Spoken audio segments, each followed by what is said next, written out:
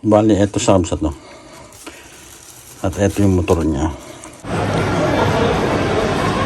Unang pupuntahan namin dito daw kabsat sa Q-Poki na shop. Ang lalaking talabaw kabsat, oh. Dahil bakasyon na dito sa Shanghai, China kabsat, pupunta kami sa mall, mamamasal kami ng aking dalawang anak. Kasi si Mrs. hindi makakasama at may pasok pa siya. Bali 2 weeks pa.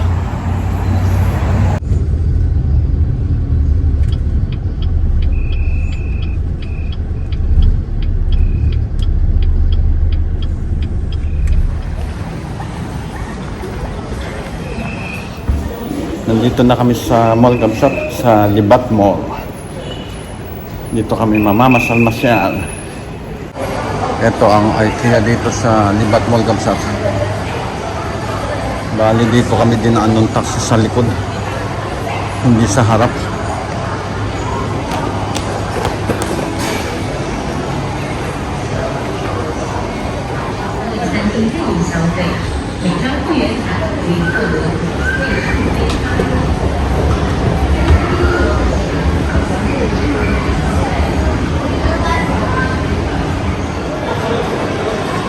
Unang pupuntahan namin dito daw kabsat sa Q-Poki na shop.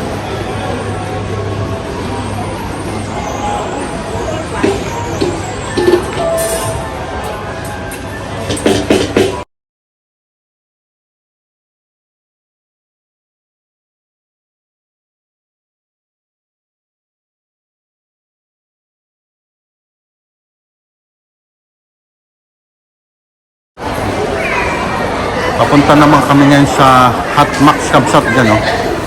Dyan daw sila titingin-tingin naman.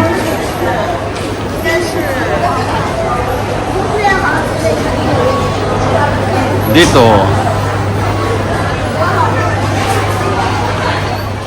Ito ang loob ng Hot Max. Yan. May mga alak din dito.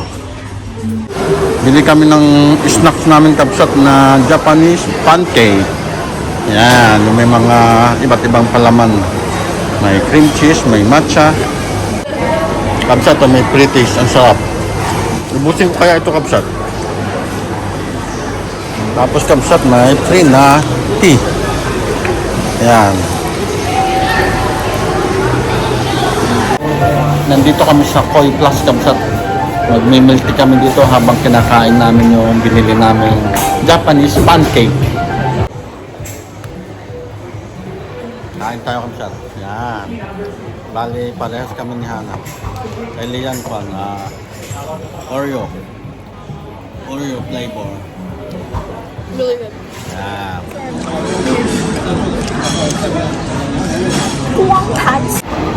Katatapos lang namin kumain kabsat. Mamamasal-masal lang kami ng konti pa. Tapos, uwi na kami. Nandito kami sa groceryhan dito sa Libat Mall kabsat. At bibili lang kami ng chicken bago kami umuwi.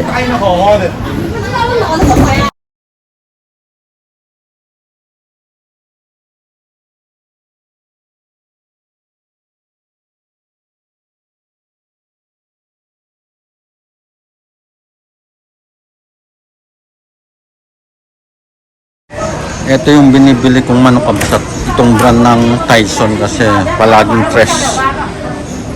Ditong banda ay yung mga seafoods ang mabibili. Yan, kagaya ng lobster. Iba-ibang klase ng lapu-lapu. Kasi yan, iba-ibang isda. Iba-ibang isda, oh. Paborito ni Hanalea, crayfish. Dami. Ang lalaking talabaw kabsat, oh. Magbabayad na kami kabsat. Diyan yung bayaran. Pauwi na kami kabsat. At maghahanap lang kami ulit ng taxi namin. Dito kami banda kukuha ng taxi. Kung saan kami bumaba kanina. Kasi wala doon.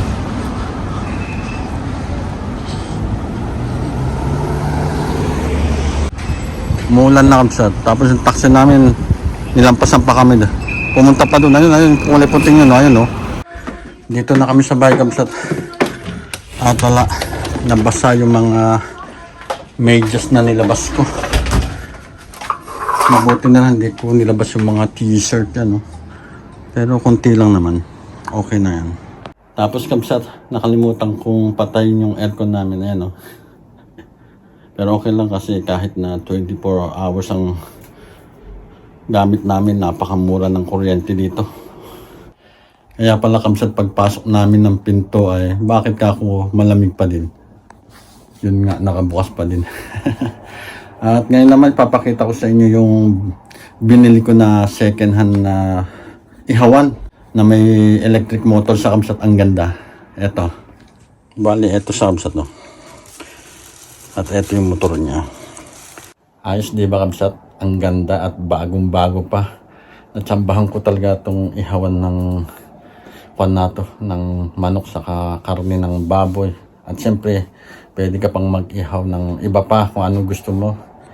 At yun nga, nung nakita ko to sa parang Facebook nila dito sa China ay nagka-interesado agad ako, binili ko agad.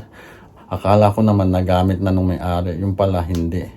Pandaw, na binili nila tapos hindi nila nagamit kahit minsan dahil wala silang time mag-ihaw-ihaw sa labas.